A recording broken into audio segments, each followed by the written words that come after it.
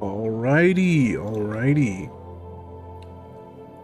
Hello everyone, we're today continuing our Stellaris Adventure, telling the tale of our glorious sacred council of the immaterial, as we will continue the journey of the Pelagion.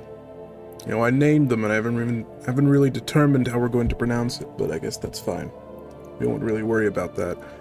Regardless, I think we'll start by just kind of going over where we're at right now, and then we'll continue and just start living the life. So let's see here. The standard stuff thus far. Council's working on currently on expanding itself. We are a lovely oligarchy. Going to act benevolent in our path. Currently under the cycle of prosperity, as we have some superstitious beliefs. And our dimensional worship, of course, that is very key to our overall, I guess, essence, you could say. It's who we are as a people. It's our cultural touchstone.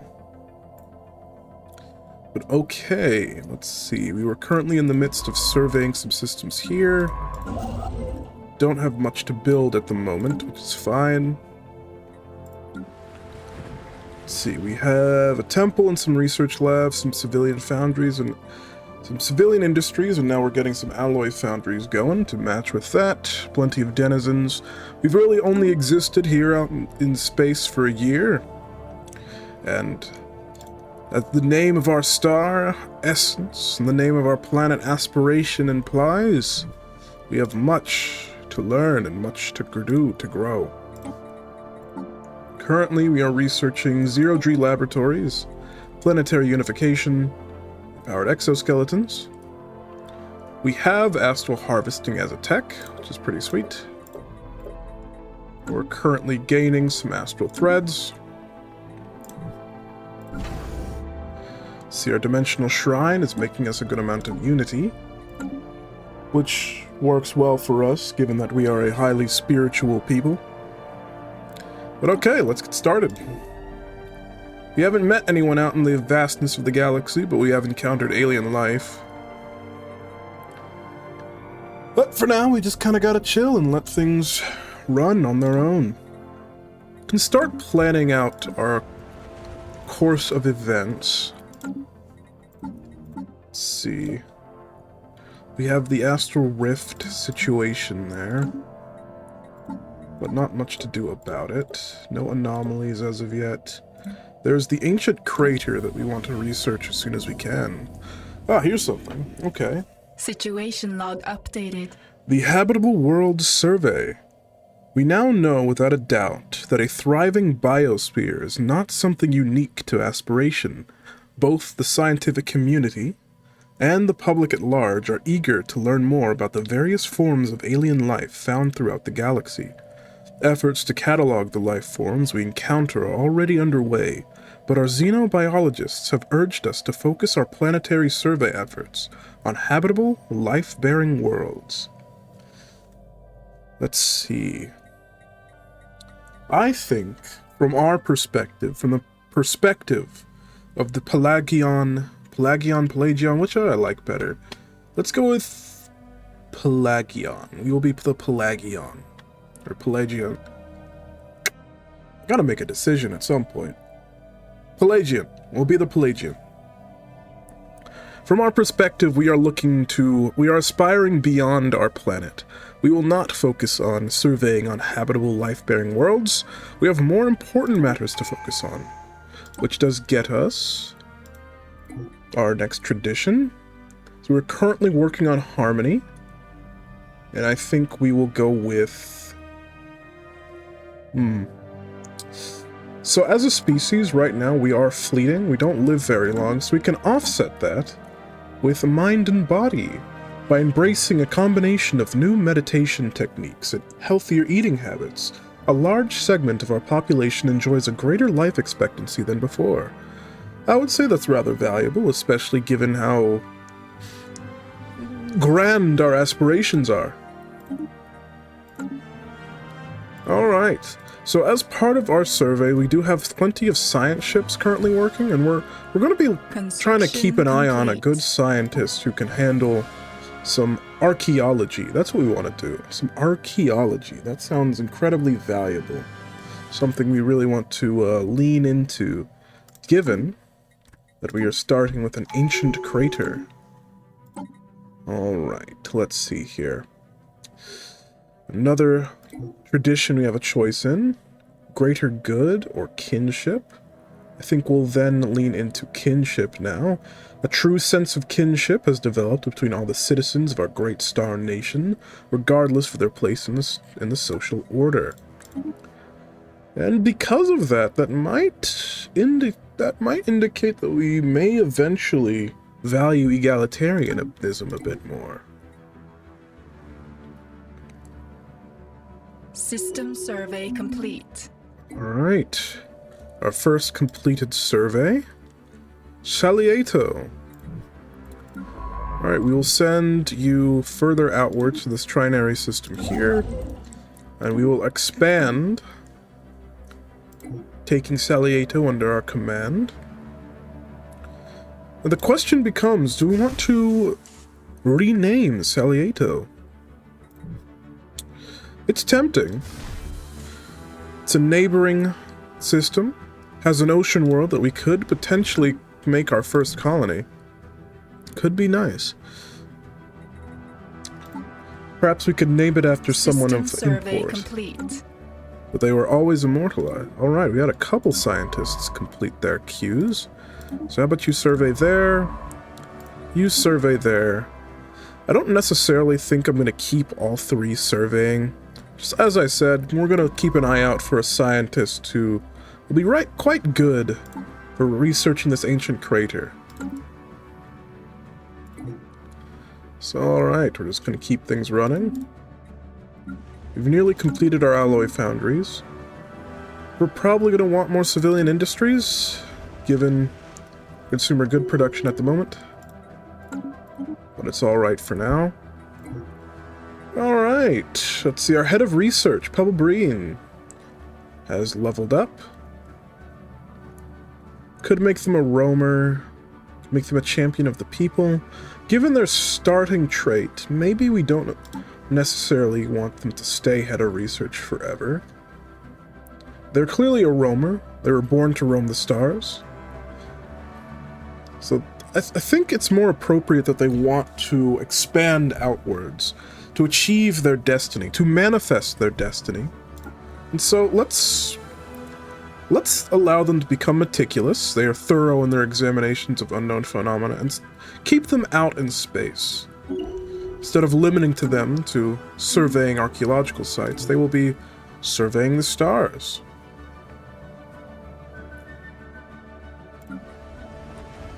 Alright, our ally foundries are bit by bit being constructed.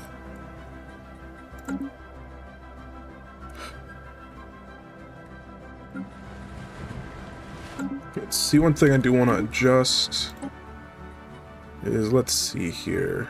I think the sound might be a little high, especially the advisor volume. Let's shift that and get back to work. Alright, so that clears the queue on our capital.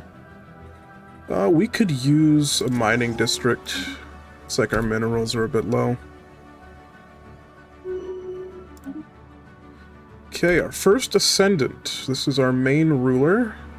They have an eye for talent, and I think we'll lean into that just because we need as much experience gain as possible. Our leaders aren't living very long, so we need the most out of them. We want our core ruler to be unusually perceptive.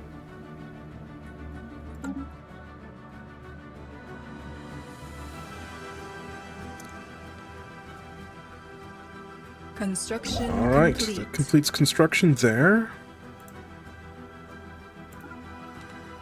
Let's see, these mining stations are going to be pretty expensive, but we can probably afford it. We've got a decent stockpile of energy that we'll sell off. Buy some minerals. We definitely want these mining stations. And I think we'll go ahead and, can we afford to colonize? I think we can. It is an ocean world. We have 100% habitability upon it. This can be our first foray into a additional terrestrial outpost. One of our core things, though, is naturally we are mainly looking for the stars above us. We really want to lean into our immaterial interest. So I think we'll probably have this world focus on being a tech world. We need more scientists, more people researching space and time. Now, we could keep this name Salieto Prime, but this is our first colony. And to that end, I think we'll name it after our very first ascendant. We'll call it Sonda, who has ushered us into a new era.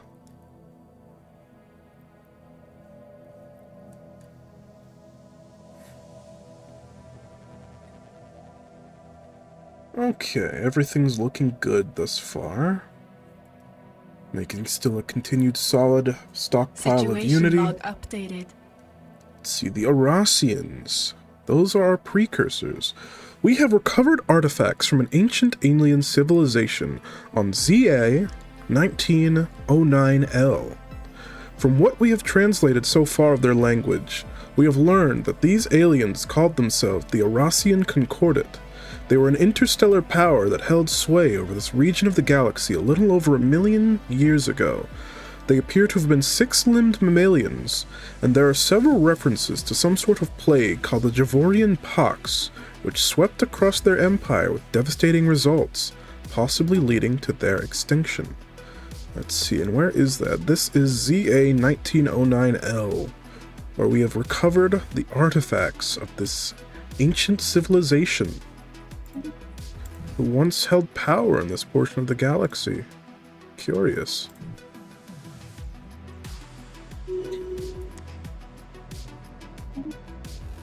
Alright, so our current governor of aspiration happens to be our Minister of State. System survey complete. I'm unsure if they'll keep either position, but right now they are focused on a mining rush. They have a firm focus on increasing mineral output. Given that we are low on minerals, I think it's appropriate for this leader to really push that, so we'll level up their mining rush. Alright, another tradition. We'll go with our harmonious directives. We've kind of been leading towards this. The enlightened decree of our benevolent leadership will spread peace, freedom, justice, and security throughout the entire Star Nation and beyond. Increasing our edict fund. Another level up, our Minister of Defense. So currently we've had little reason to invest in our military. We haven't encountered any dangers thus far, but we are considering the possibility of danger, given that we are messing with time and space. Let's see, they are a spiritualist. They used to be an enforcer. There was a time when they were an enforcer. And they currently are a politician. They have an affinity for politics, and they are well versed when it comes to fiery debates. Given that, so they used to be an enforcer, I don't think cautious is very appropriate for them, so they will end up being quite resilient. They are resilient and in excellent physical condition, increasing their life expectancy. This ship just finished their survey queue. Now, they are a very eager individual. That eagerness kind of makes me like them a bit more. And I think personality-wise, they are probably the most interested in pursuing the mystery of our origins, of this ancient crater, detected through anomalous seismic activity from deep inside the ancient crater at the surface of aspiration. There's a previously unknown cavity within it. So given that, it seems appropriate that our eager individual be the one to start really pushing to lead that. Now, I think they might be discouraged. They're only level 1. They don't have quite the experience yet, and their personal development skills seem to have plateaued already, and they've only just begun. But still, they're eager for an assignment. They really want to try. They pushed for this. So we'll send them to continue surveying for now and monitor their growth. We'll see if they're capable of improving. After all, they were hired on by our Sonda Poppet, our first descendant who has an eye for talent. Must see some sort of potential in them. Oh, we discovered an anomaly in the Acer system. Acer B3, it seems. By chance, we've stumbled upon a faint alien signal during the survey of this planet. The source appears to be a small object in orbit. The signal contains no message. Could it be a distress transponder? So around this barren world, we are getting a strange signal. Curious. It might be something we can test Rula's capabilities with. Send them to research that signal. Right, we are making quite a few alloys, although currently, due to our cycle of prosperity, because our outpost build cost and our sub-starbase influence cost and our claim influence cost are pretty increased, we're probably going to want to save up our alloys for a stockpile. Let's see, at this rate, as we are grabbing these minerals, I was considering maybe making another construction ship, but I think we'll wait on that. We do want this system next. There's another ocean world we could potentially colonize. We got another anomaly here, outgassing. A routine scan of Acer 3 noted unusually strong chemical fluctuations in the atmosphere. A closer survey may explain what is happening here. So if we look at this, so Aether B3 is the barren world here. Aether 3 is this pretty appealing looking molten world. A vast expanse of lava covering it. But there are strange chemical fluctuations happening. So this world has poor quality minerals. It's a rocky world that is scorching hot. The atmosphere is thin or non-existent, and lava from the interior flows freely due to constant volcanic eruptions. This type of planet cannot sustain organic life. Yeah, we weren't planning on living there. But we do find some curious things. It seems the meticulous nature of Pebble Breen, our head of research, is already paying off. They found some curious details in the stars and the celestial bodies of Acer.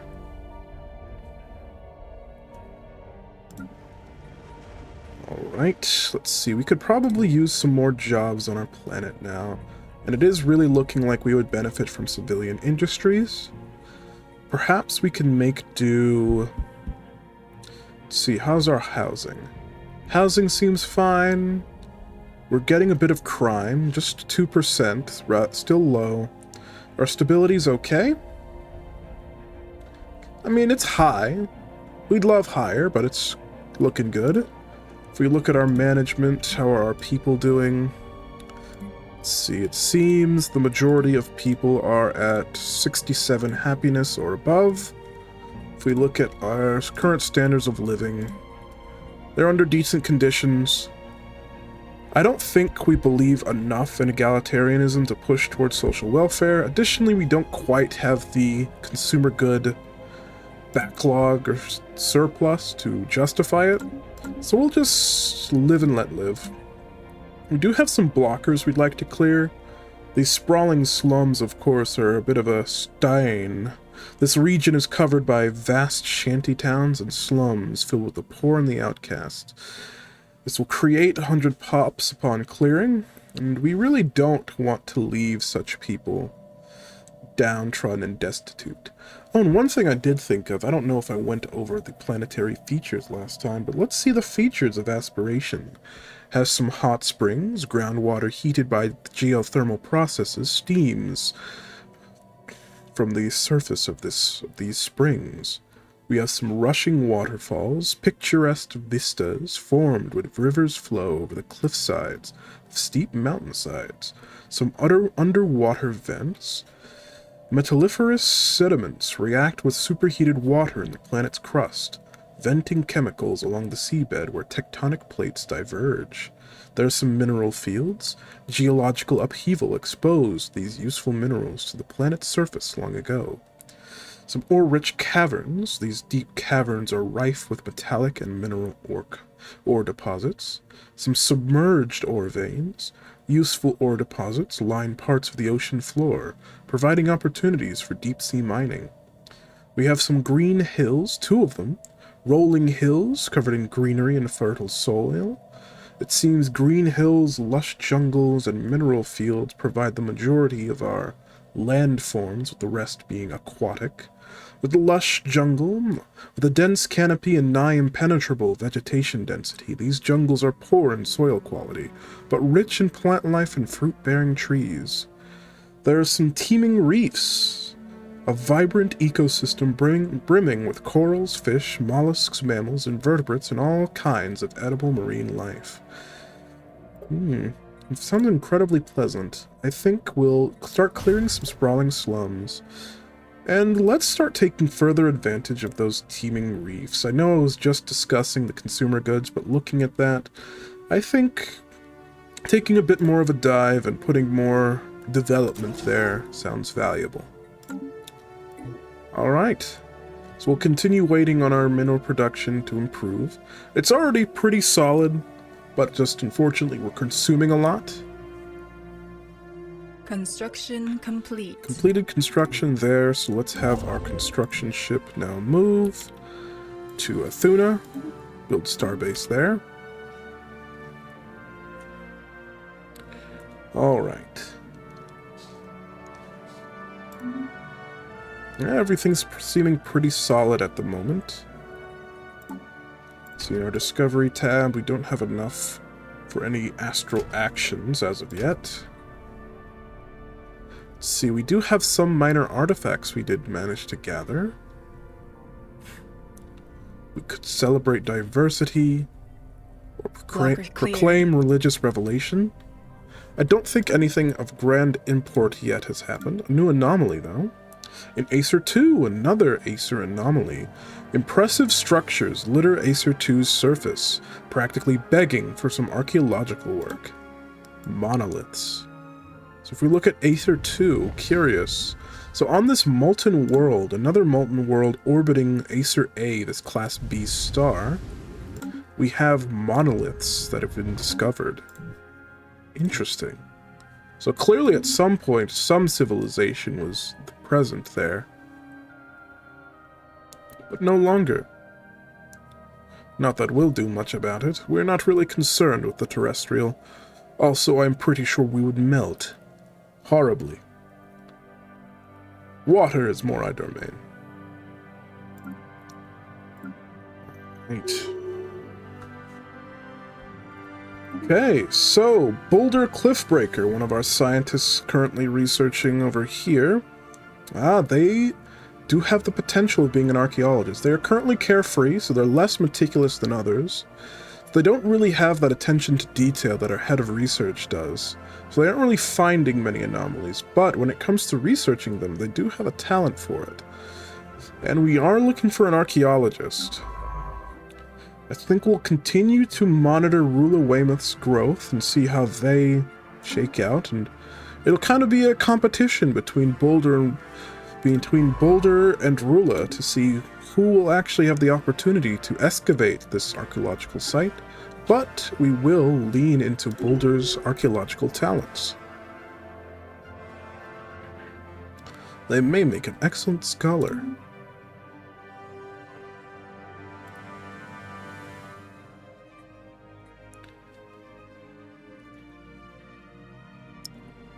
Everyone's slowly working away. We are spreading our faith to a new world. Alright, our first colony. Our colony ship has made a gentle splashdown in the planet-spanning ocean of Sanda, near the shores of a large archipelago. This fertile island chain provides a suitable environment for growing food. The ship has been converted into a reassembled ship shelter to serve as headquarters, and its reactor core removed to act as the colony's temporary power source.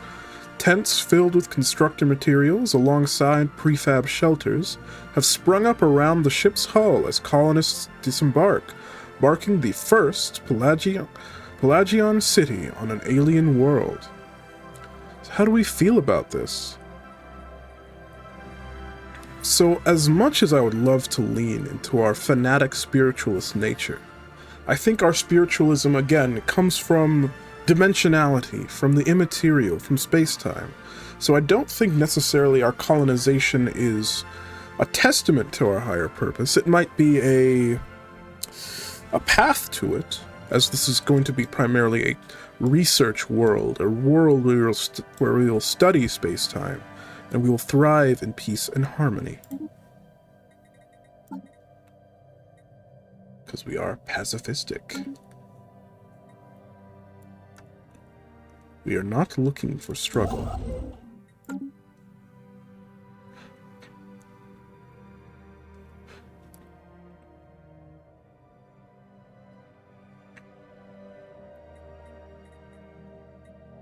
Right. Let me see. So 3 total anomalies found thus far. System survey complete. And that completes the survey of Acer.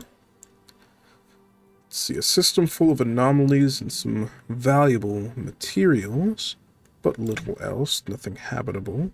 I think from here we will send our head of research out this way. We are curious about the nature of black holes as researchers of space and time. I think sensing one, we really want to reach there.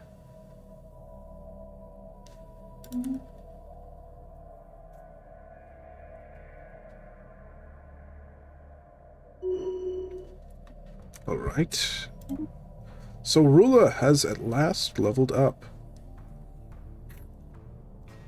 So we could invest in their logistic understanding. They naturally are well aware of the importance of properly structured supply chains, but we don't currently have them as a counselor. So while it wouldn't be very valuable, it could be an interesting trait for them to have. Or they could be carefree or meticulous. I think it might be appropriate, given that they are very eager, that perhaps they are taking after our head of research, and they are becoming meticulous. And to that end, once Rula has completed their survey, I think we'll have them... We'll see if they're able to discover any anomalies first, and if they do, we will have them study them and evaluate their capacity. A new tradition, the greater good. Our entire population takes comfort in the knowledge that they are working together for the greater good, each one a small but important part of a vastly larger whole. So that'll lower our crime sum, which is valuable, and is improving our population's perception of themselves. And part of why we got that is we completed our research into planetary unification. Ancient warring tribes, historical nations in conflict, now unified in empire. We must not, will not crumble. So from there, I think where we want to look our research, our options are currently eco-simulation, xenobiology, and off-world trade companies. I think we'll look into eco-simulation. Construction complete. We've completed construction there. Let's build our mining stations. And I think kind of want to keep the energy. We've started colonization of Sonda. We clearly have the capacity to do so. So now, on this much larger world, it has some interesting features. It has some dense jungles and toxic kelp that are blocking many various features we could benefit from, such as the boggy fens here. Has some teeming reefs, boggy fens, lots of agriculture available. I think a world of this size and caliber...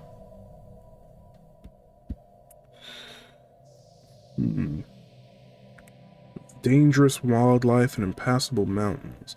We don't necessarily want to ruin the natural beauty of it. I mean, again, it also has some green hills, just like our original home, and some boggy fens, something that our original home planet does not have at all. So I think we'll lean away from industrializing it too much.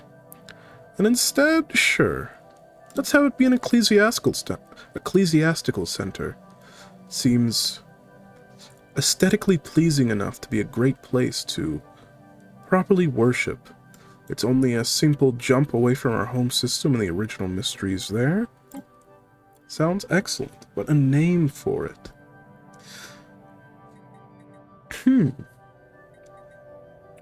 So this one,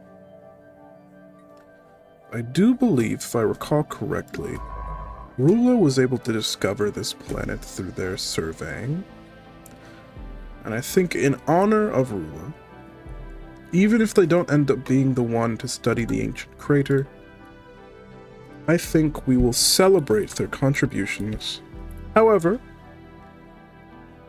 to be fair, we didn't end up naming this planet after our head of research, so we'll call it Rula Pebble. Kind of mix the two.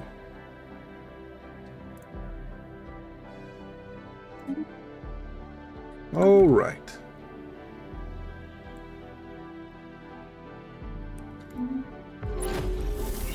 Ooh, first contact with an unknown entity. An encounter in Arai, which is north up here. Let's see, looks like Tianki. We have made first contact with mysterious aliens in the Arai system. For now, we have codenamed them Gimel aliens, till we can find out more about them. If they possess a language, you must decipher it in order to establish communications. Then, of course, me as a player recognizes these as Tianki. However, we have no idea as an empire what they are. Additionally, how curious, so far in our surveying, it seems we are recognizing a couple tomb worlds. The spirits have granted us new wisdom. Alright, new technology, our zero-G laboratories. A lot of critical research can only be done in a zero-gravity environment, which these specialized laboratories are eminently designed for. Let's go ahead and continue our research. We could get some automated colony ships. However, since we've already colonized the immediately nearby ocean and we are starting our colonization of the next one, I think we're not necessarily prioritizing colonization technology. We're not as yet prioritizing weaponry or anything. I think we'll go into administrative AI.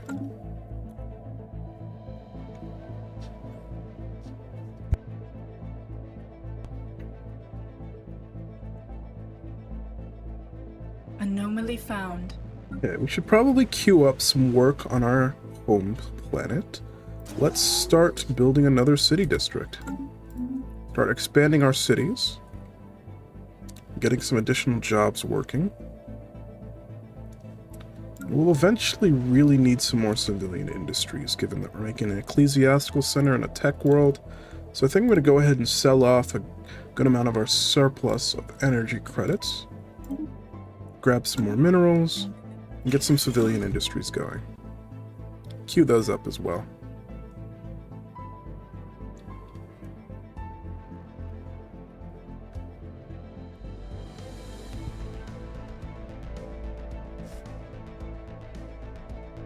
System survey complete. Okay, we've got a survey going that just completed. So this is our carefree archaeologist. It is quite tempting to have them go ahead and work on the archaeological site, but I still want to give Rula the opportunity to prove themselves, so we'll wait and see if they find anything during the remainder of their survey. And in the meantime, let's see, I think I will have Boulder start researching the anomalies in Asir.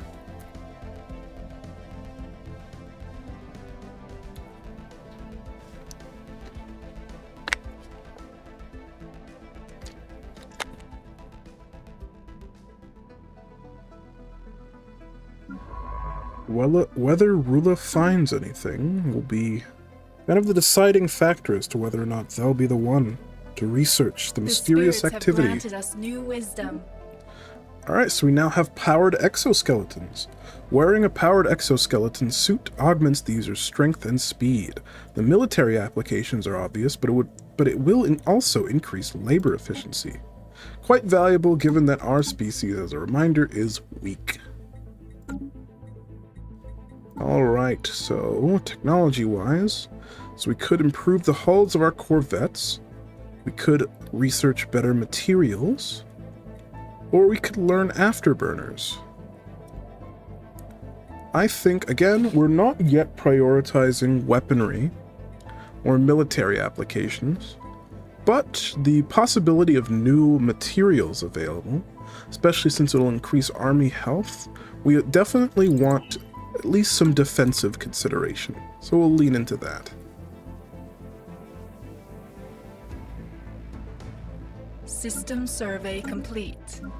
Alright, so they found no anomalies within Engetanar, which isn't necessarily their fault or anything, but given that they didn't really find the opportunity to prove themselves there, we will simply have them continuing their surveys. They are definitely a hard worker, and we are very appreciative of their efforts, but I think Boulder is looking like he'll be the more valuable asset for digging this archaeological site, and we'll use these anomalies in Aesir as a testing ground, as well as some practice for Boulder there.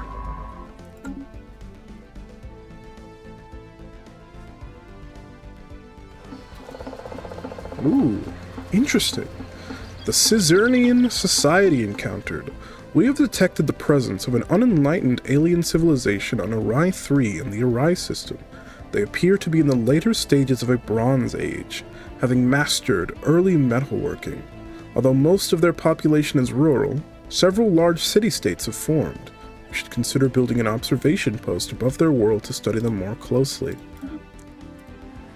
So we have a Bronze Age, pre-FTL civilization living in a tomb world.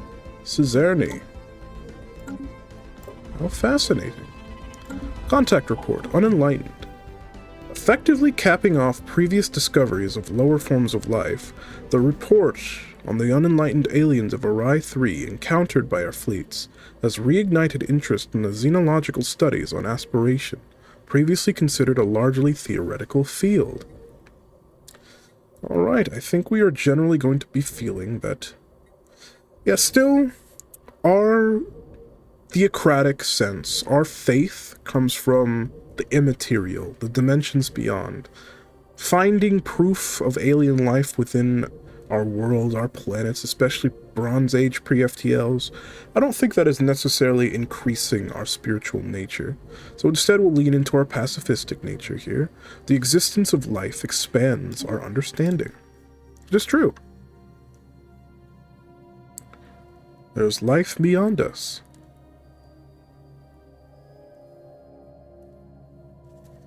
Anomaly found. A new anomaly found on Arai. Interference.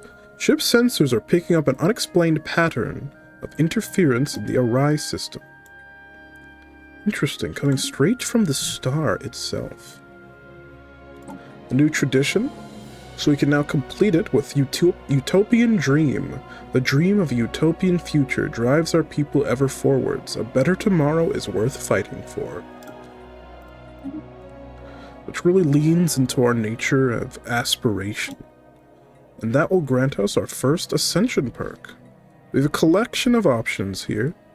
One of my personal favorites to pick early is always One Vision, which I think is very appropriate given our Empire's general tendencies thus far, as well as starting with Harmony, will grant us more unity. However, I think there are also some other interesting options here. So let's kind of really dive into these and consider them. Lord of War, I don't think we're really considering that. We are pacifistic, we barely even believe in the necessity of war, and the use of war in business doesn't really appeal. Interstellar Dominion, the stars beckon and we follow, that definitely sounds like something we'd be interested in. However, I don't think we're necessarily concerned with our own personal expansion, rather we're concerned with the study and research as well as worship. Technological ascendancy is definitely something in consideration. Technologies that have been indistinguishable from magic mere generations ago and now within our reach. A new age of technology has begun. So while we are not materialistic, we do believe in the value of research and technology because hopefully it will allow us to pierce the veil because we really want to understand space-time. Consecrated worlds. While it is fitting for a spiritualist empire, I don't think it's fitting for us. Our spiritualism doesn't really come from the worship of planets. Mastery of nature, again, we're not really concerned very much with the planet itself, even though we consider our oceans our home. We're more deeply inspired and driven by the stars beyond us. Executive vigor, I think we currently have a functional government. This is definitely a consideration, might be valuable, given that we are oligarchic. But I don't think it's a priority. Transcendent learning would be very fitting, I think. It would help us gather more scientists for our research. It would help us learn quicker and handle things in a more effective manner, especially given our fleeting lifestyle. So really leaning into learning would be valuable. Then there's shared destiny, which doesn't really seem appropriate at this time, especially as given the only real nation we've encountered thus far pre-FTLs. So, all that being said, I think I'm most liking technological ascendancy right now. We're going to start with that. This will allow us to get more rare technology, and it will grant us, let's see, not society, management, government, our research focuses. So let's cycle some time. Okay, so general studies is giving us that plus 10% boost to physics, but I do think we want to specialize a bit when it comes to physics. Of our options here, if we look at what astral harvesting is, I believe it's a particles research study. So I think because of that, we really want to lean into that, so we're going to go with particles. Society and engineering, we're still pretty neutral on. However, I do think that, let's see, planetary unification. Let's see, so this is a new world symbol. Planetary unification is statecraft. I think we are most interested of these in statecraft, and increasing the chance for that will naturally also lean us away from military theory and new worlds, which I think we're not super we don't very much care that much about it, so we will lean into our focus being statecraft. But our engineering research, I think, will keep general studies. We will have no research restrictions, as we do want rare technology. Construction ship has completed its job thus far. I think we will go north and collect Aesir with all these strange anomalies that have been discovered.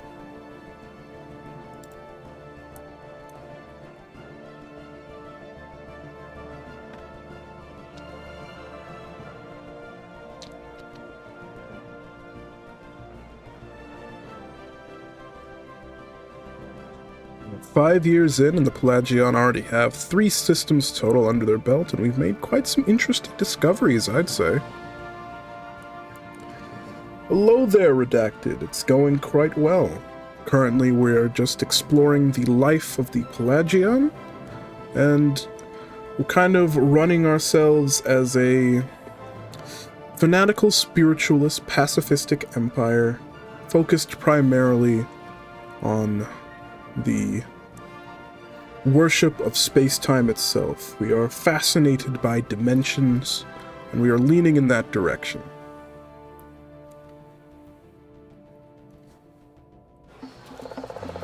Alright.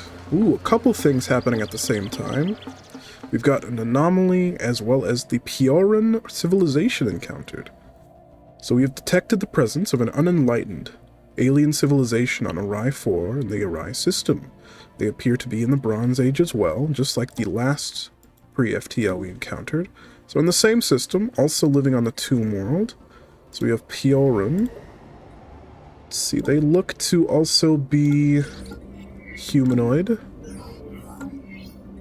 Oh, and let's see. Our researcher, Boulder, they have discovered on Acer B3, the first anomaly we ever found, that what was surrounding it was an abandoned ancient life pod detected in close orbit of Acer B3. It is covered in scorch marks, presumably from when the pod's mothership exploded, and preliminary scans suggest it was built more than 5,000 years ago. The crew of the Vortex Abyssal Mirage managed to open the pod, revealing the withered remains of a reptilian alien clad in a resplendent uniform. Clutched in one of its claws was a small picture of another individual from the same race, possibly a mate or revered leader. Interesting. Expanding our society research. See, the anomaly we found in Orion, on Orion 4, which happens to be the same planet we encountered those pre-FTLs on. Doppelgangers. The primitives eking out an existence on the ashy plains of Orion 4 are remarkably similar to the ones discovered on another tomb world in the same system. I did keep note of that, and it seems that our head of research, Pebble, has also made note of that. Ooh. System survey Now, this is an complete. interesting find. Deja Vu Dig, an archaeological site. Scans of Ernstapes 3A uncovered an artificial chamber deep beneath the surface, its purpose and origin unknown. Magnification revealed an excavated shaft leading from the surface to the subterranean vault. Further analysis will require sending an expedition down the surface of Ernstapes 3A.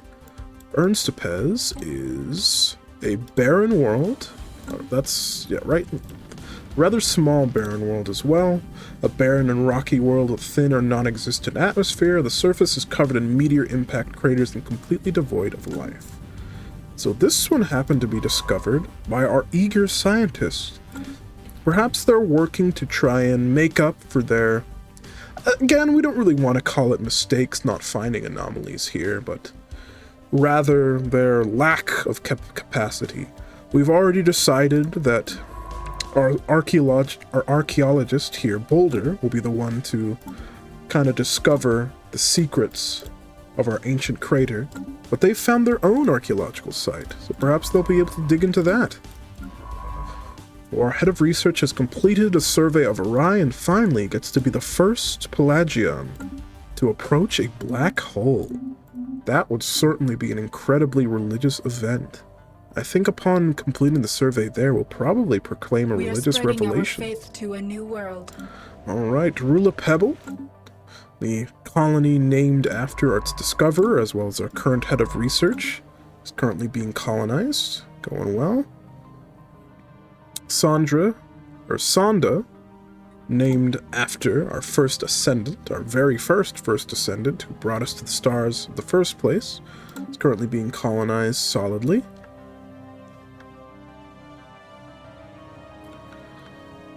I'd say everything's going pretty smoothly. We were able to get rid of the slums sprawling across our system. A new resource has been discovered by the Vortex Sapphire Maw directly as they approach the black hole. The Vortex Sapphire Maw has discovered a previously unknown strategic resource dubbed dark matter in the Z-Poc Vortex system. It's seemingly defying several natural laws and could potentially revolutionize the sciences. We cannot extract this resource yet, but we could establish control over the system for future exploitation.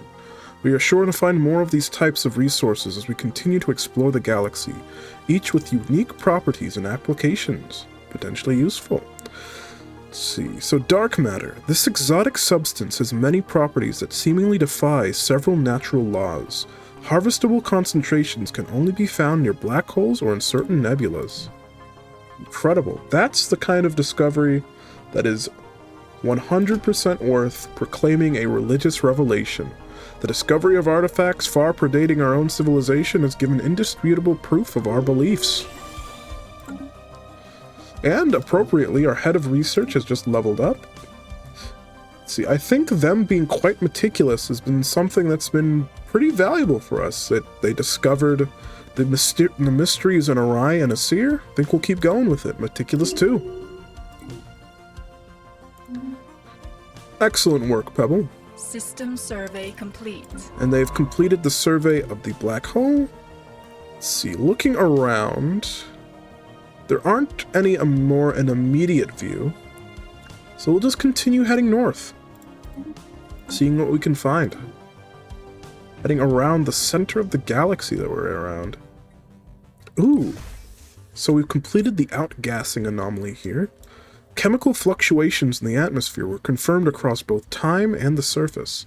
The fluctuations were strongest over the planet's large ocean of exposed magma, so a probe was dispatched to collect samples. Upon closer analysis, Boulder Cliffbreaker determined that the magma ocean, on Aesir 3 I think, is outgassing valuable exotic gases. This unexpected finding suggests that the planet could be a potential contributor to our industries if we are able to exploit it. Begin extraction procedures. So that's going to add what looks like exotic gases to Aesir 3. An excellent find. Good work there, Boulder. You're really showing why you are going to be our kind of main archaeologist. Though, of course, that's not to disparage Rula. Our civilian industries here are nearly complete, and I think we'll also go ahead and queue up another city district. And with Sonda nearly fully colonized, and there it is, you will go ahead and buy some more minerals, as we will likely have some... We'll have some development to do. See, I think we have plenty of alloys now, so let's continue claiming north and waiting on claiming those materials there. And let's start managing Sonda. So immediately right now, stability is a bit low. I think that's just part of the nature of recently landing and recently colonizing. Let's see, we currently have 102 colonists working. Let's see, we'll start, let's build, I think I like the idea of, since this is going to be a research-focused tech world, starting out early with a medical center seems valuable, seems like something we really want for early colonization and for the future of the researchers here. We have enough materials that we'll go ahead and also add our research labs. But, given that we are religious, we do not want to go without having some major temples upon a new colonized land, so you'll add temples as well. And I think that will be solid enough colonization. If we look at the features, it's very similar to our home planet. It doesn't have those rolling hills that our home planet does, but it does have hot springs, rushing waterfalls, mineral fields, submerged ore veins, boggy fens, and lush jungles. And it does have an active volcano, something that wasn't present on our home. An active volcano in this region, spewing forth lava and volcanic gases. It's not necessarily blocking anything specific right now, but is preventing some development across the surface. We'll have to keep that in mind in the future.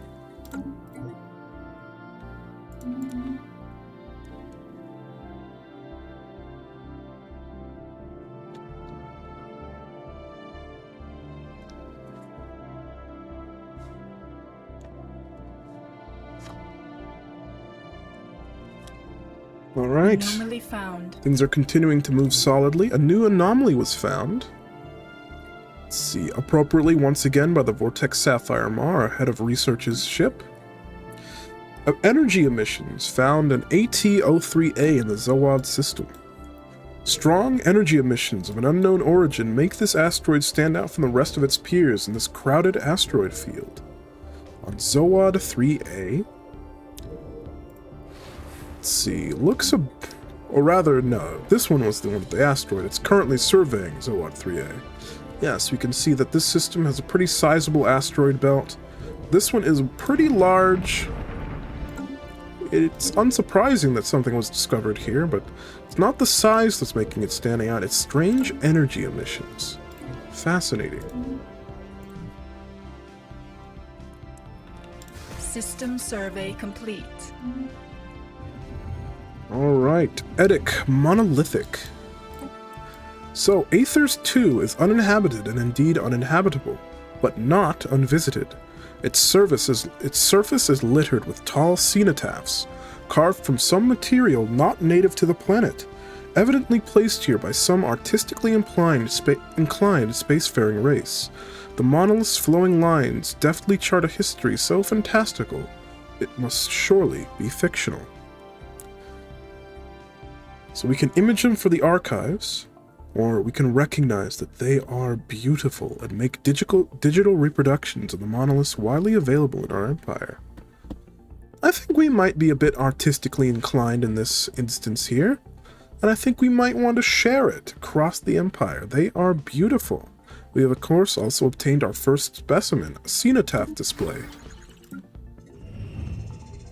The annotated reproductions of the monolithic imagery found on Acer 2 prove immensely popular in the Sacred Council of the Immaterial.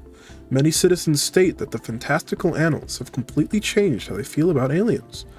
Well, that has resulted in 600 of our populace gaining the xenophile ethic.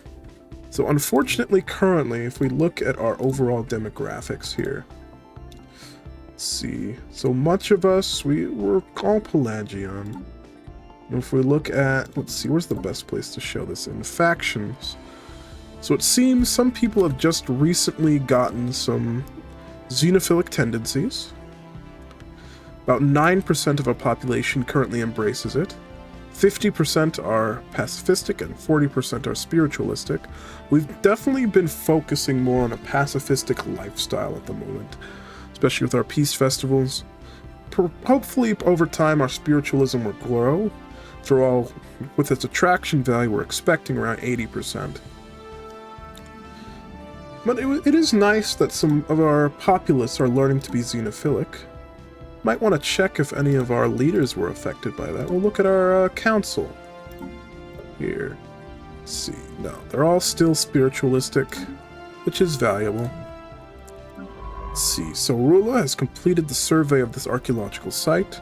I think we'll wait on excavating it and let them continue surveying south, kind of to get this curious trinary star system that leads to further outwards. And with Boulder having completed the survey and research of the anomalies there, I think it's at last time that we go excavate the ancient crater on our home planet. An exciting and monumental time for our entire population, and Boulder will have the honor of being the one to discover its secrets.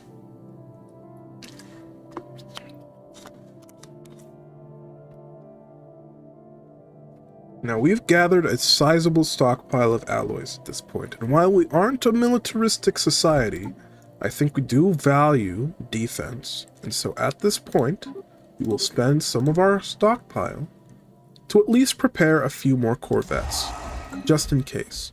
We have yet to discover any particular reason for needing them, but at least recognize that having ships prepared to defend or at least maybe destroy asteroids or the like complete. Could be very helpful.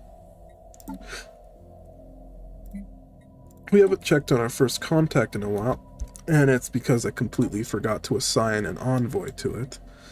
My bad. Alright, let's actually get an envoy assigned to this. Let's see, we have Roan Garson, an envoy who previously was an artisan. They are ethically spiritualist. And we have Slappin' Wakepiercer, previous job a technician, and their ethic is spiritualistic. I think we will have the older Slappin' go forth. Our construction ship here. Let's build an observation post. I think we are limited to only one right now until we discover the secrets of these doppelgangers, which is fine. But let's at least start observing the other nation.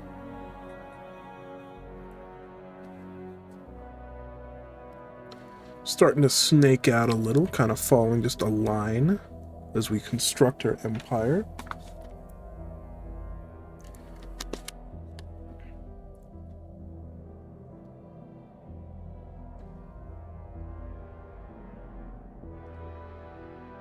Alright, he's made landfall and excavation has begun.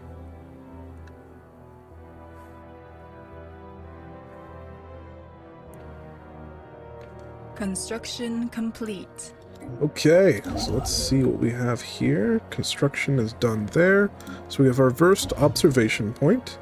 We are going to limit ourselves to passive observation. We have little reason to start getting aggressive and have an active part in their lives. We just want to watch and learn. Simple as that. And now I think we will go ahead and claim this black hole as our own.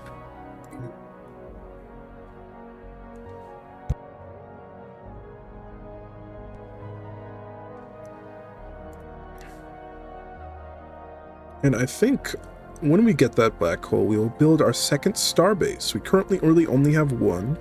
Might be a good idea to start getting some more, but they are pretty expensive. Our resources are looking pretty solid at the moment. Nothing too major to note at the moment. Stability has gone way up since we last checked on Sonda, and it's 91%. Even higher than our capital. Kind of surprising. Perhaps it's the introduction of the medical center that's helping. Alright, our first ascendant, our main ruler, currently heading the council. We could make them principal or have them become a core politician. I think given their eye for talent, I imagine them being pretty popular. Our first colony is named after them. So we will have them be a politician.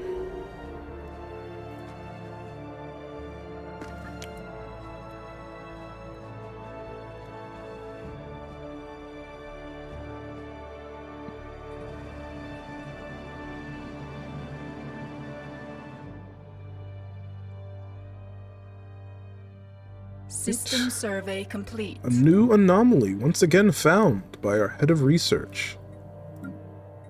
Signs of precursor activity on Zoad 5 in the Zoad system. There are signs of activity by an ancient precursor civilization on this inhospitable rock. The barren world of Zoad 5 definitely has a very dark look to it, very gray, very dismal. But our head of research has done an excellent job in finding so many anomalies. That meticulous nature of theirs is really coming in clutch. The spirits have granted us new wisdom. Alright, new technology discovered. Our eco-simulation. Farming techniques can be further refined through sophisticated computer simulations of different environments and weather patterns. This allows for more predictable crop yields. Pretty excellent, I'd say. It's going to increase our food production. And now we know how to build soil reclamation centers, not that we have the exotic gases to do so. Alright, so we could either start working on ocean ecology management, which would allow us to get rid of toxic kelp, though we really only have one toxic kelp, so maybe it's not a high priority. Doctrine fleet support or food processing. Let's see, well, I think we'll keep up the energy. We just finished some eco-simulation. Now we'll work on some food processing. We want to keep our people fed. Alright, an event is pending. High-speed impact.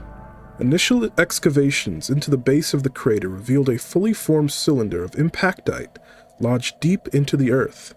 This vein must have originated from a meteoric impact of extremely high velocity. Initial calculations demonstrate the object must have arrived at a measurable fraction of the speed of light.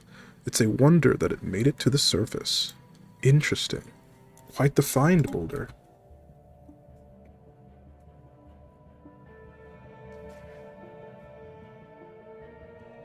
Construction complete.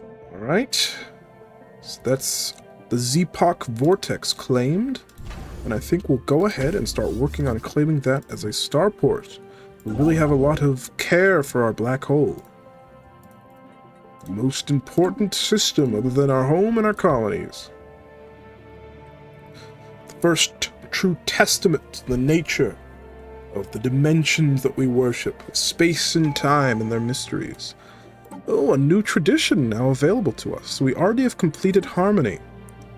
So we have several options before us. Let's see. When it comes to something like fortification or supremacy, again, we're leaning away from supremacy. And while fortification may be valuable, It's also not exactly something we truly feel the need for quite yet. We're pacifistic, but we don't really recognize the dangers of the galaxy yet. We can't do archivism, domestication, or politics yet. We're too nice to have enmity. I don't think we'll really lean into rivalry. I can see diplomacy being valuable, but we haven't really met anyone yet, so we're definitely not going to prioritize it quite yet. Domination is interesting, though I don't think we're super concerned with the imposition of our will. We're aspiring for greater things.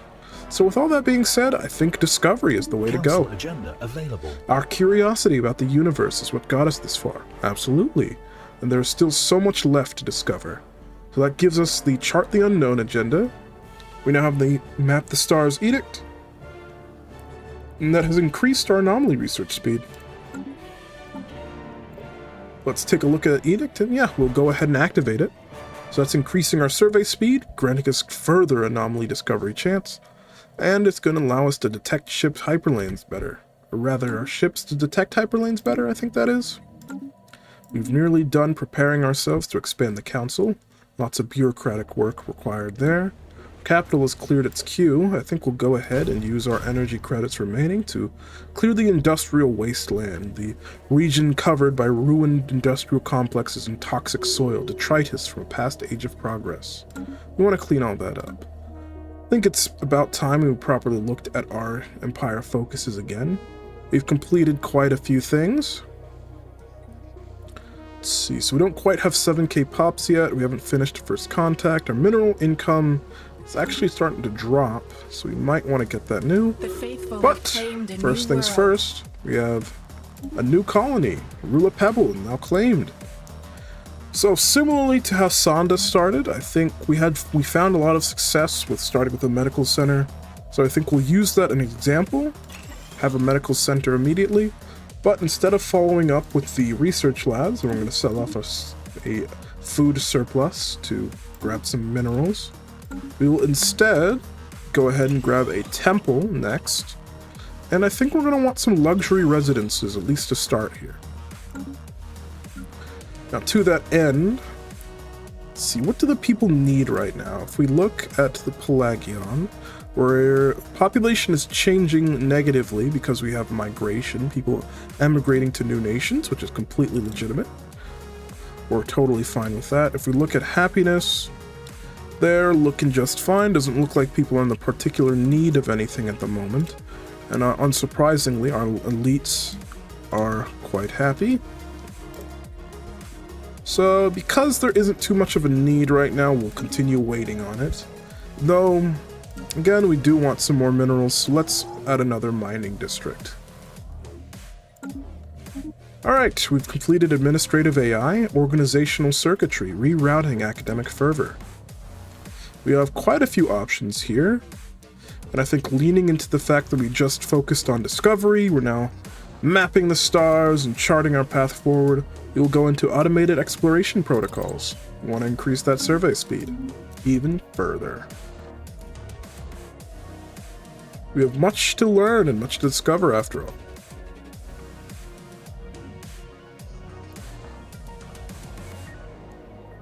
Blockers cleared. Okay, we've cleared some blockers there. Very nice. Construction complete. All right, construction ship has completed there. Let's see, our alloys. We want to build up another stockpile before we really start expanding further.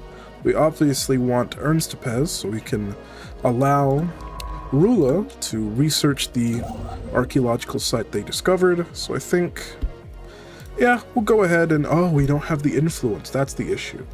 Okay, then we will focus on mining stations. We need more minerals. So keep back to work. Now that we recognize we're kind of lacking the power and influence, perhaps maybe we'll start considering the value of at least having a present military force. But our Minister of Fate on Wavemaker, who is governing our home planet, just leveled up.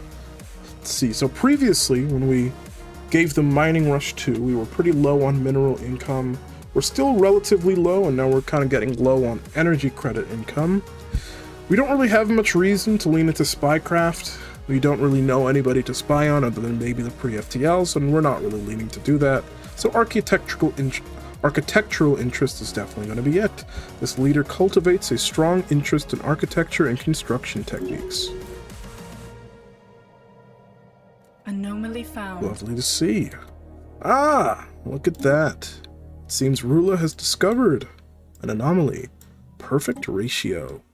Set on Senek 2 in the Senek system. Orbital durations in the Senek system exhibit a remarkable pattern. Each planet orbits the star in exactly double the time of its neighbor, accurate to over 1,000th of a second. This anomalously perfect ratio warrants investigation. I can certainly agree with that.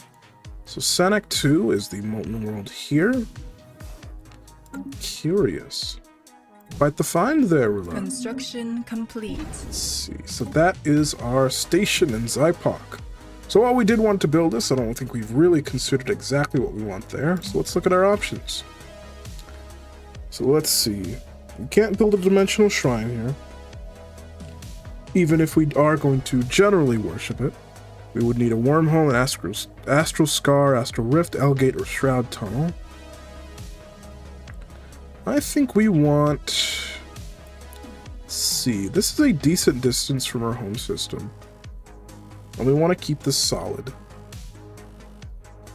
Let's see. If we continue heading north and south, our home system and Zypok could represent core bastions, you could say.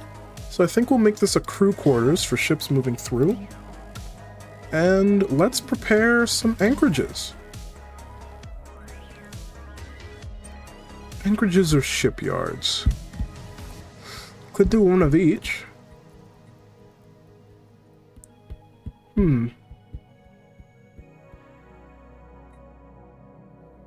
Tricky.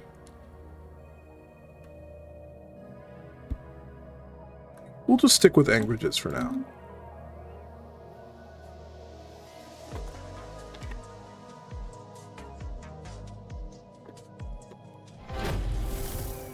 Okay, first contact is starting to advance.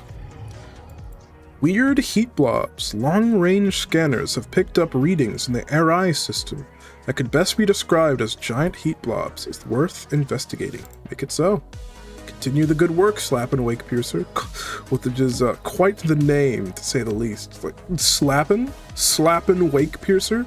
I mean, I don't want to make fun of the names of our glorious envoys and Pelagion people, but still, Slappin' Wake Piercer? Seriously? Anyway.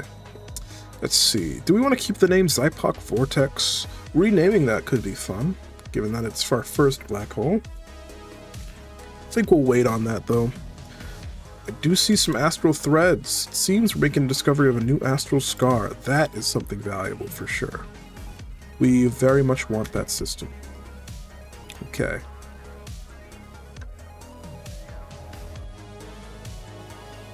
We're going to prioritize getting at that system in particular. Clearing another blocker.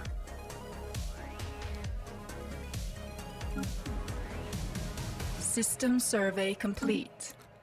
All right. Some more signs of precursor activity in the Palastia system.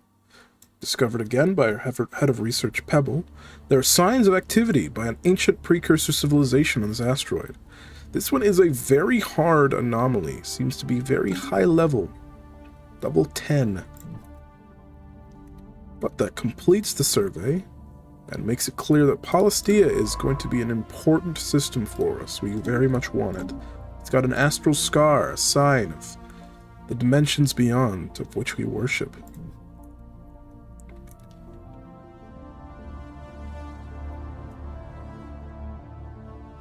Spaceborne creature encountered. Okay. We can see more Tianki, or what we believe to just be the Gimel aliens passing through. Shukon is a very beautiful system. We love the nebula here, providing us some cloaking. And also, of course, it has to be said, the Shukon these nuts. Anyway. Alright, the ancient crater investigation is proceeding. There are some underground caverns. At the termination point of the impactite vein, we have discovered an expansive cave system. Pools of underground water support thin lines of pale vegetation along the cavern walls. At the bottom of one of these pools lies the remnant of an anomalous spherical object. It is not a natural formation and appears to be the source of this impact site. So a sphere has crashed into our planet in the past. We should recover it. Let's see, our Minister of Defense is leveled up. Let's see, they could be cautious or a skirmisher. I think they are, again, we kind of covered. They don't seem like the type to be cautious. They are resilient. They are a politician. And they were an enforcer. So I think we'll have them become a skirmisher. Its leader prefers to skirmish against their opponents before engaging them in fair combat. Okay, so let's see. Rula has completed the survey here. We have quite the collection of options now. Oh, and Sanak. Ooh, Sanak is at a choke point. It's a trinary system. It's got an astral scar. That's a beautiful system. Okay, so once we get Palastia, we basically want to start heading south and claiming everything there. Our influence gain is not quite as high as we'd want to be able to rapidly gain them, especially with the increased costs imposed by the cycle of prosperity. It's a little rough. So I think on that end, given that we're not necessarily expecting to expand too much further beyond Sanak, at least for a while, I think we'll start heading to, I guess this is a little northeast, it's mostly east. Start heading there and we can kind of meet up with Halvam up there. Start cleaning up this curve of our border. Out of nowhere, as we were preparing land for future expansion of Sonda, a large structure seemingly blinked into existence.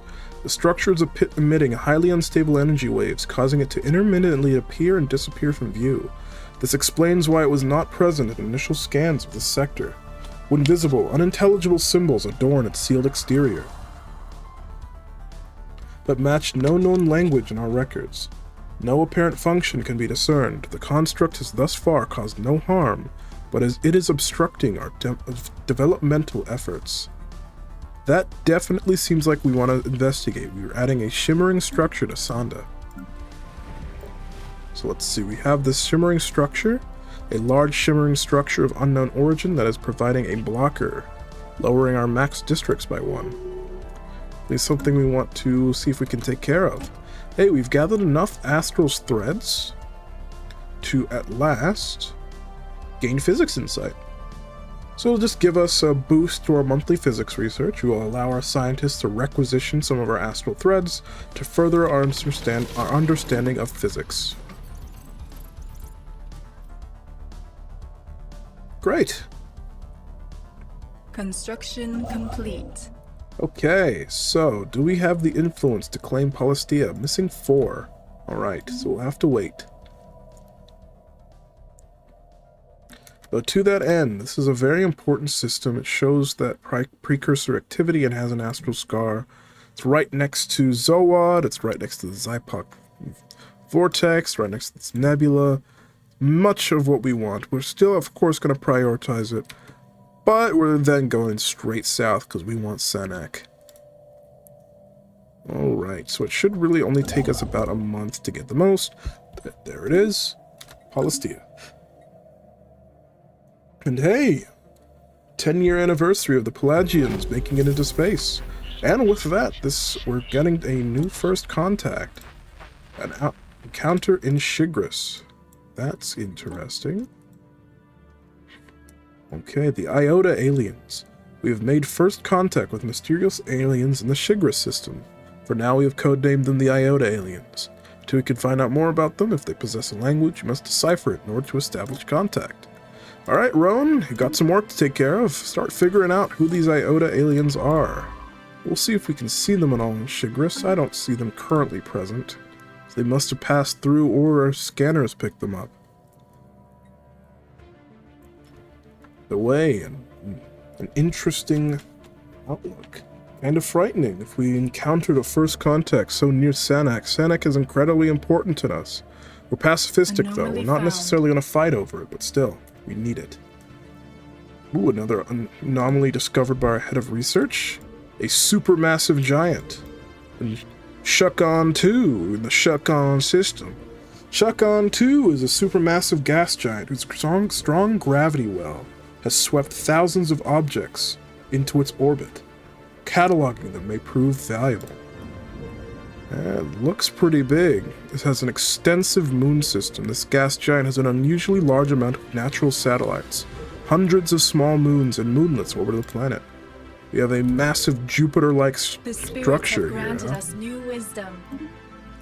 Alright, we have just completed our research into ceramo-metal materials, a combination of different metals and ceramics that result in a strong armor without sacrificing flexibility. Sounds great. Alright, perfect. Just in time. Kind of getting our mineral production back up, but I think immediately what we kind of want to do is research some geothermal fracking. And let's upgrade our main fleet with our new armor. We're not going to really worry about building a ship template quite yet. We don't really have the materials for it to be worth it, and again, we're not super focused on military just from a character perspective at the moment. But alright, Tianki! The diviners named the beings floating through the dark, Tianki. They are a sacred and peaceful spaceborne life form that roams from system to system, feeding on gases common to the upper layers of many gas giants, and rarely showing any signs of hostility. We are to keep a respectful distance. Venerable.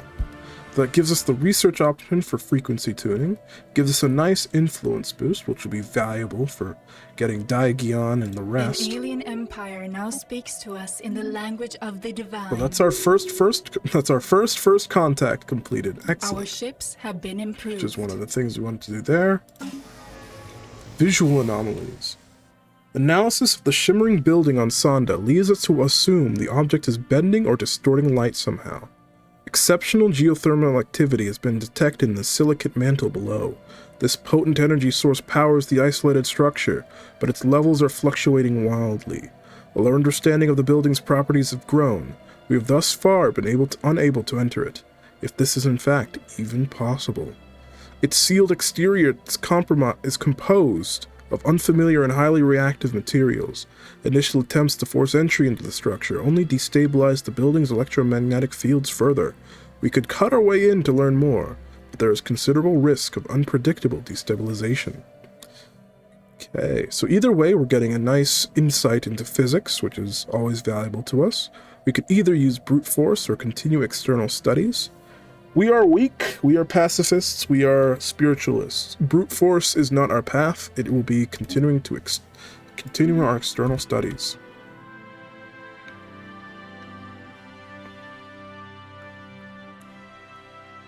System survey complete. Alright, so that completes our survey of Shukon. I think we want this center system to look at that next.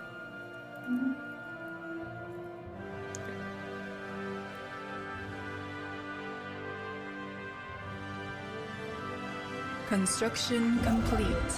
Alright, so before anything, though I do immediately want to start working on colonization, we don't really have the influence anyway. We very much want a research station. That is highly valuable to us. Additionally, we're going to want a star point. That's just non-negotiable, we're getting that. Let's go ahead and grab the alloys and start working on upgrading it. And we really need some more energy credits at this point, so we're actually going to go ahead and queue up 2 generator districts to be built. Construction complete. See, our tech world is progressing. See, we have no spare denizens and still plenty of available jobs, so we'll keep on letting that be filled. And with that, we have our anchorages. Alright, an encounter in Helios. We have made first contact with the mysterious aliens in the Helios system. For now, we have codenamed them Sin aliens, until we can find out more about them. So let's see, in Helios is the system we just entered. And let's see, they look to be fellow spacefarers, perhaps. fact, is that a system? Is that a station? I think we have uncovered someone else's home of a kind. Alright, Slappin', you have some experience in first contacts now. Ooh, they have an astral scar. Kinda gonna want that, even if we can't get it. Rough. Rough. Okay, Boulder. Yes, you are a main archaeologist for now, so we'll level up your archaeologist skill. See, there's nothing we necessarily want to queue up on our tech world at the moment. They have their hands full in dealing with the shimmering structure, but our agenda is now ready. We can expand the council. We have a new position available. We can either have our chief medium, who will weaken the negative cycle effects, who will add some council agenda speed, and lower the upkeep for our spirit mediums, which is quite nice. Or our civic dimensional worship, our astral minor, or astral minister, who has some astral threads. I think it's most appropriate, given everything we said, everything leads towards our worship of the dimensions, our focus on that aspect of everything, of common life. So, yeah, we're going to have an astral minister. The astral minister unifies our priesthood under a single guiding vision in order to better serve our people. Absolutely. We're now going to need to pick someone to be our astral minister. We have some options amongst people we already have, or we could get some new blood in here, a new official perhaps. Maybe this politician? Leaning away from Barafum Streamer. Their excessive nature doesn't really seem appropriate for an astral minister. Although, a genius like Friska, that seems like the kind of person we'd like. Additionally, might be nice to get some pacifistic representation here.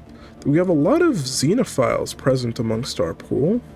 So either Baden Reiser, the age 42 official, or Friska Streamer. I think given that we are a very scientific nation, we're very discovery focused, we're really focused on discovery at the moment, let's have our astral minister be a scientist who happens to have a spark of genius, prone to sudden bursts of inspiration. And of course, it's also nice that they are young. Okay, so because of that, we can start prepping a new science ship. We'll sell off some of our food, some of our consumer goods as well, buy a chunk of alloys, and get a new science ship. And we need a new agenda set, so I think right now we very much want to chart the unknown. Anomaly found. A new anomaly discovered. The Vortex Temple's Pearl, Rula, has found some spacecraft remains. Bits and pieces of metal are strewn across BT-619's surface, encircling what looks like the hulk of a ship. The wreckage appears deserted, but energy readings remain. BT-619 is an ice asteroid. Cool find. Let's see, I think with these additional alloys we recently purchased, let's get a couple more. Yeah, we'll get some more Corvettes. After all, we have some more room thanks to our anchorages. I think we feel a little more justified in starting to invest in our military, especially since we want the influence in order to claim what we need. And now that we're kind of starting to learn that there's other spacefarers out here, could be dangerous to leave ourselves undefended. But let's buy some alloys so we can go ahead. Just 18 more. We can afford that. Though our energy credits and trade is starting to get pretty low. We may want... Let's see. We're gonna kind of be in the market for a generator world. Whenever and wherever we can find one. Hey. Let's get our astral minister here, and we got our factions. So, our factions, we have the Peaceful Progress Foundation, They are a prosperity faction. Prosperity factions desire economic growth and the acquisition of resources. They campaign for the free flow of trade, and they dislike the kinds of armed conflicts that disrupt internal development. So their core ethics are pacifistic and xenophilic, with their guiding ethic being pacifistic. We have the Alliance of the True Gospel, which is our traditionalist faction. Traditionalist factions desire a return to traditional values that may or may not have existed before the Empire took to the stars. They preach for pious austerity and scorn the kinds of societal change brought about by radical technology and non-spiritualist values. So we kind of don't fully lean into the austerity aspect. We do value our traditions, our core values, our spiritual nature, but we don't want to regress. That's the main thing we want to avoid. And then the Alien Justice Council. They are a Xenoist faction. Xenoist factions champion alien life and culture. They enjoy diverse populations and interactions with other species. They oppose species-wide slavery and purges. So they are xenophile and egalitarian, with their guiding ethic being xenophilic. They are our smallest faction, with only 79 populations belonging to it. Has a support of 14% from the 79 civilians, and approval is pretty low, meaning that any of our xenophilic civilians who are part of this Alien Justice Council are going to be a bit more unhappy. So, let's look at what's lowering that approval. Let's see, so currently we do not have purging outlawed. They want us to enlighten pre-FTOs. And they want us to make new contacts. And they want to be represented on the council. Okay, well, it's going to be a while for any xenophilic individuals likely enter our council. But I think in discussing with this new faction, we have little reason to truly try to purge anyone. So sure, we will change our policy to ban purges. Let's see.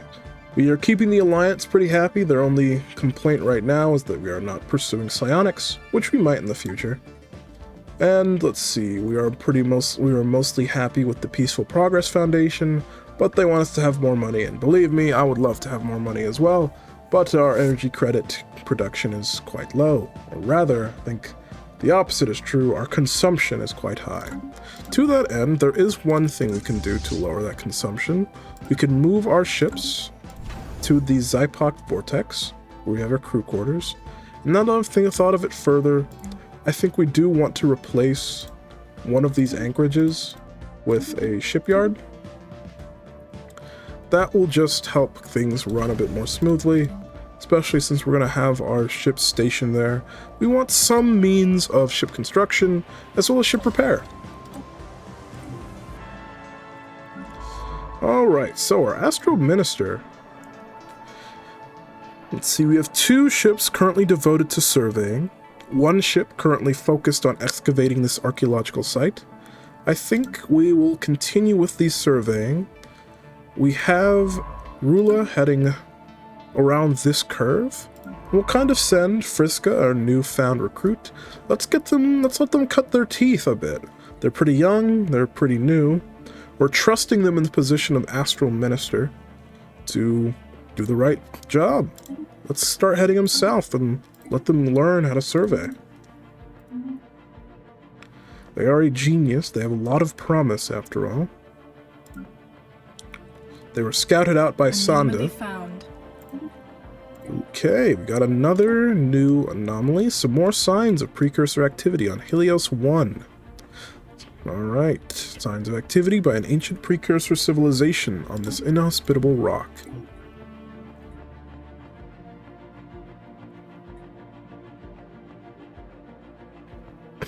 Very nice. Okay, our energy production is already looking a bit better. Seems our generators are being built. Getting some more coming in. Construction complete. Polistea is ready here. Ooh, we have discovered rare crystals in the Shigris system. Cool. Got an ice asteroid there.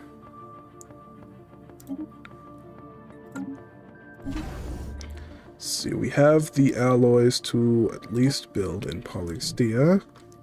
We want our dimensional shrine. That's the most important thing at the moment. And we will probably work to defend the dimensional shrine as best we can.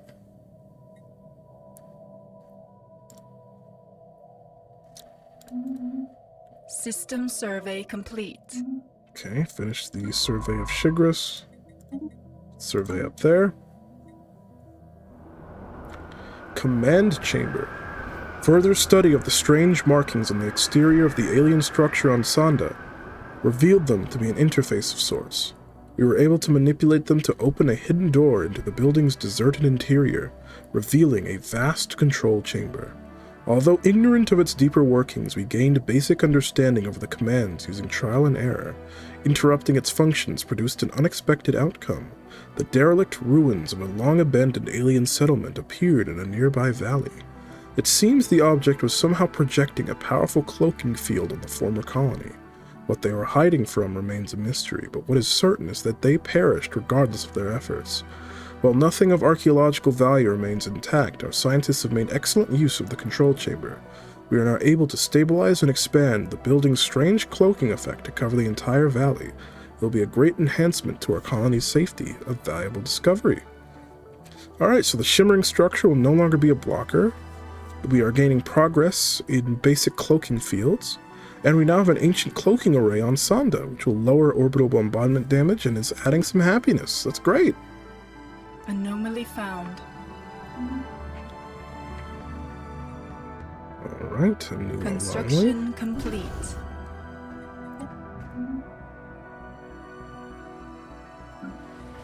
Things looking good. Gotta keep our eyes open for any more ocean worlds, or notwithstanding that, then we'll start to want to look into really any worlds. We're not getting a lot of habitable worlds. The spirits have granted us new wisdom. Okay. Interesting. So this is not quite a station. It's really not super clear what it is. It looks like a ship.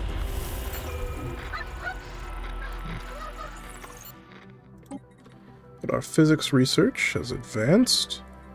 I think now we want...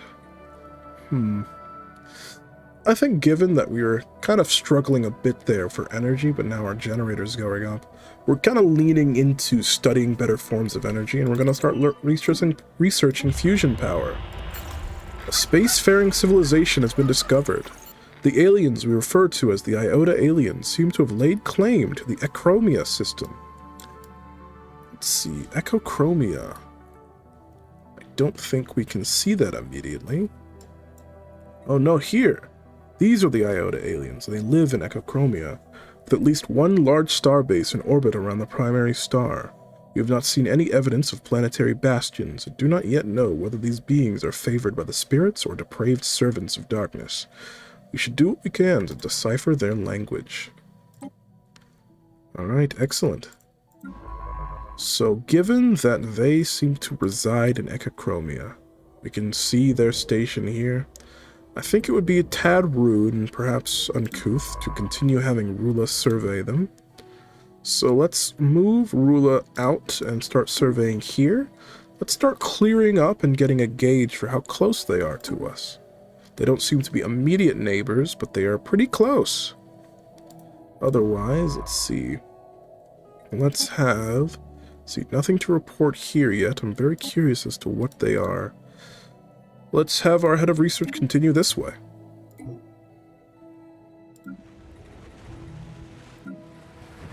Okay.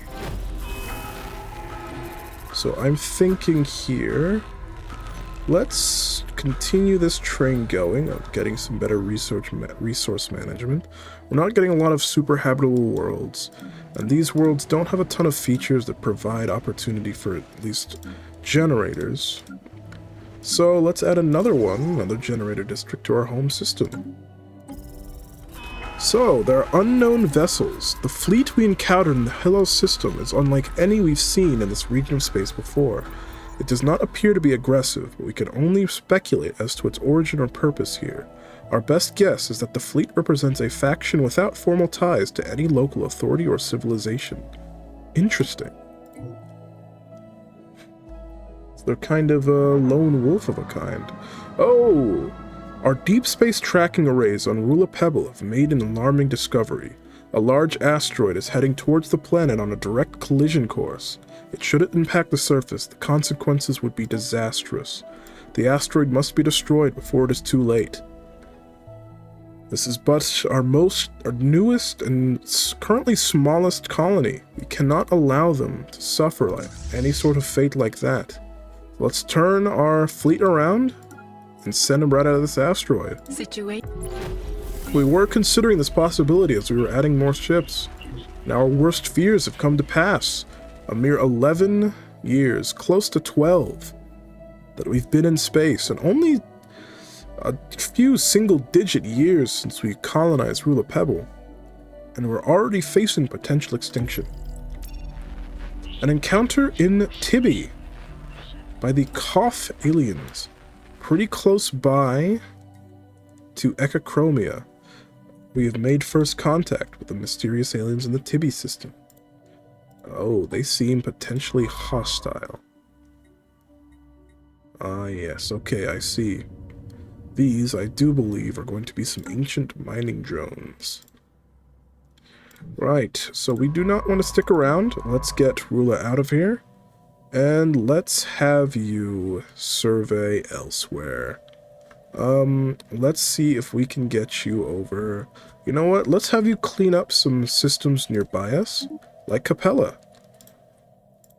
But either way, we want you out of that system. The fact that there are hostiles here does perhaps indicate that those currently residing in Echachromia are unlikely to continue moving. They're expanding to the northwest, which is to our benefit. Although it might mean they'll start expanding in Chigris, and we may have a fight over Sanak. Gotta keep an eye on that.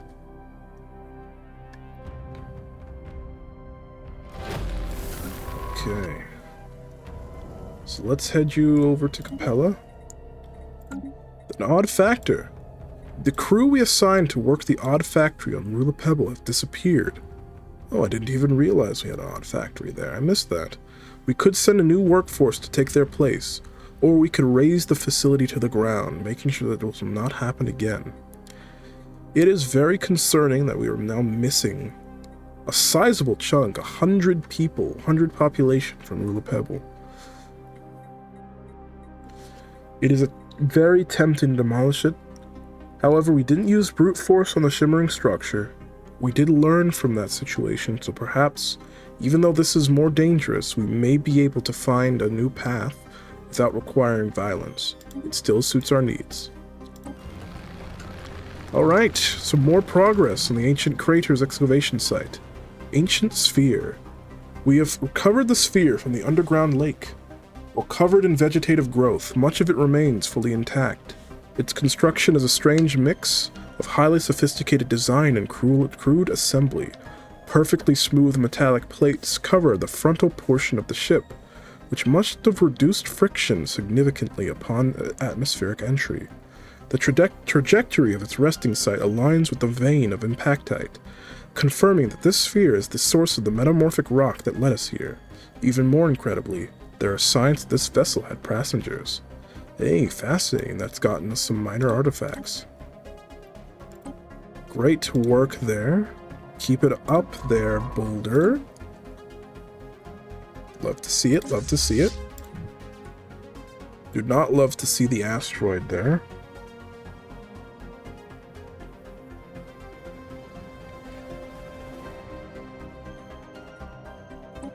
Let's see, so we do have a situation of our observation insights, as we are kind of watching some pre-FTLs. Our scientists are in the process of gathering insights from our unenlightened study subjects who may discover a new insight technology during a breakthrough event. Alright, we've completed construction of our dimensional shrine. And now let's add some defenses to it. Ooh, or that. A nodal consciousness has been discovered. Caesarean explorers on Arai 3 I've discovered a previously unknown species of molluscoid. Interesting. On its own, each of these creatures barely qualifies as sapient. However, when two or more are joined through physical contact, they form a semi-conscious node. Theoretically, these nodes should be capable of an exponential growth in cognitive power. Simply put, the people of Arai 3 have stumbled onto a biological thinking machine. Given time, this discovery could herald the advent of an organic singularity. Interesting. Well, they are a Bronze Age people living in a tomb world. That doesn't really seem like something they can handle. Ideally, we'd prevent it. That will require upkeep of 25 physics research and 25 Unity. Yeah, preventing the singularity will require a continuous investment in resources. When selected, we'll be unable to change its approach. We could promote it, but I don't think we can even afford that. That would effectively... that would tank our physics research completely. Huh.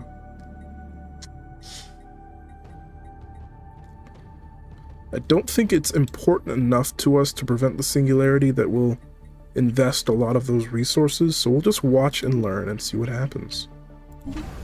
Hopefully they'll be okay. But we are avoiding interference regardless. Alright, so we can add some gun batteries to our dimensional shrine here. Protect Palestia. Anomaly found. A new anomaly. Distress signal. In Ambizia 5. Our initial scans have caught an irregular signal reminiscent of our own distress patterns. That's curious. Why ever would you be sensing such a thing in Ambizia? Though there is a continental world in this direction, a new place to potentially settle. Could be nice. See how the people are looking. Things are looking good. Everything is stabilized. The spirits have granted us new wisdom. We have learned food processing. Improved food processing techniques will lead to better preservation of methods and less spoilage. So now we can use the agricultural focus specialization. We can build food processing facilities, and we have farming subsidies available. I don't think we have the trade production to really put that on right now, but you know, it's an option. Okay, I think now that we are starting to become aware of various aliens in the galaxy, we might want to make some off-world trade companies, especially since our trade is kind of suffering at the moment. When we have passed 100 empire size, we are getting some lowering of our empire size from our pacifism and our kinship, and fortunately, since we're only at 102, we have no penalties to our tech cost and tradition adoption. We'll want to keep it in mind that we don't want to expand too large either. I don't think we need to be too large. Alright, a new tradition. So we could either have a science division, or to boldly go. I think we're really invested right now in that survey speed, so I think we'll go to boldly go. A new age of exploration is upon us. As we once mapped the surface of our homeworld, we must now brave new terrain, space. There is a galaxy full of wonder waiting to be discovered. Absolutely. We will boldly go, or apparently some have gone before. But we will do it better. And we will find the secrets of space and time. It will be glorious. Utterly glorious. Ooh, a new level up. So our Astral Minister, Friska Streamer. Yeah, let's expand their mind. They are even further a genius, getting more bursts of inspiration. Yeah, they're learning quickly. They've barely even begun their survey task, and they're already expanding so far. It's excellent. It's great to see. Okay, this is good to see. No reports of any problems have been issued from the Odd Factory on Rilla Pebble. It seems the colony will maintain the projected production estimates. Good. Good, good. We do not want people to suffer any further. Whoa. High-profile traffic accident. Unexpected climactic shifts have disturbed our transit networks on Rilla Pebble. Alongside widespread delays, the conditions have caused a significant number of traffic accidents, one of which involved scientist Friska Streamer. Friska Streamer survived the collision but not unscathed. Damage done is irreversible. Tragic. Oh, and we've started the cycle of Omen. That's an unfortunate one to get. So we've passed our first 13-year period, and now we are suffering. Low, reduced resources, reduced happiness. Our ships are weaker. Our leaders are starting with more negative traits. That really sucks. And poor Friska Streamer. That's our new astral minister. They've been maimed. So young. We're already a fleeting and a weak nation. Fleeting and weak species. We're not exactly likely to survive that long. What's their life expectancy looking like? They're expected only to live over 40? That's tragic. But man, getting the cycle of omens, that sucks. That really sucks. That was what, like 7 options? We got the worst one second? That really sucks. Biological calculators as the organic singularity advances. Through persistent experimentation, the people of Arai 3 have begun to use the recently discovered nodal consciousness as a rudimentary thinking machine. Now capable of completing complex mathematical calculations, the inhabitants are making breakthroughs in science and technology at a previously unheard of pace. So they're having a research boom there, and we're getting progress towards our insight technologies. Construction complete. Okay, we've claimed Digon, which is excellent. We're going to go ahead and move to Ernstapes. It is nice that we're no longer penalized with the additional influence costs. We have found our birthplace. Hold on. Okay, so we've destroyed the asteroid, giving us a bunch of minerals. The asteroid that was approaching Rula Pebble on a collision course had been destroyed. With their doom averted, our jubilant citizens on the planet have been taken to the streets in celebration. A scan of the remaining fragments has also revealed that the asteroid consisted largely of valuable minerals. We have collected what we could. Ancestors. We have recovered a cache of documents from within the ancient sphere, each written in archaic version of our own language. Several of these mention names associated with our most sacred legends. An intricate network of ladders snakes upward from the impact site to a massive tunnel system. Based on the varying ages of the rope fibers, these caverns must have been occupied for several generations. The crash survivors worked their way to the surface. However, nothing we discovered thus far could have prepared us for the final revelation.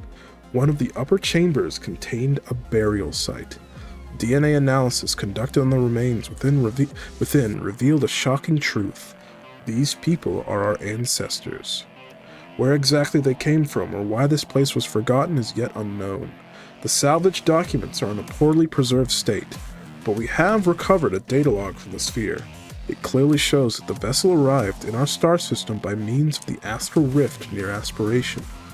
With some study, we should be able to replicate and even improve upon the technology required to construct a vessel with these dimension-spanning capabilities. So we gain an ancient rift sphere specimen. We have found our birthplace, a collection of artifacts, and we have found ourselves a rift sphere, or at least the technological progress to move towards making one. That's an excellent thing to see. We're really happy about that.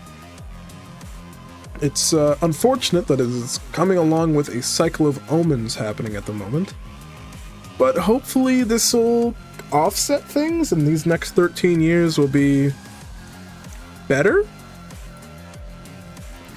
We can hope and believe, but this ancient rift sphere is quite old. An ancient spacefaring vessel that traveled through an astral rift and crash-landed on Vortex Abyssal Mirage.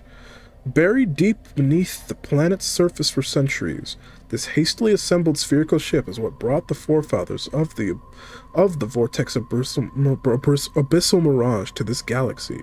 Much of its material has since been scavenged for parts, but its core structure remains mostly intact. I'm thinking there was a bit of a bug there. I don't think it's meant to say Vortex Abyssal Mirage. It's probably meant to say Aspiration, our home planet. But I think that's an excellent find. Additionally, we found another anomaly, more signs of precursor activity, this time by Friska Streamer in the Wilcom system. But alright, with the first 13 years of the Pelagion's life under our belt, and now that we've completed the mystery of the ancient crater, discovering our origin that the Pelagion's ancestors hailed potentially from a different dimension altogether, I think that's where I'm going to end things for today. So if you watched, thanks for watching. I look forward to the continued adventures of our Pelagion, the Sacred Council of the Immaterial, and what may lie ahead in the future. It could be interesting structurally for these streams and these recordings, for each session to be 13 years of the Pelagion's empire, given that that's our cycle of Omen. It's funny that that also happened to align with the completion of that archaeological site. But I think that really well bookends this session here. So again, thanks for watching, and I look forward to doing this again. See you next time.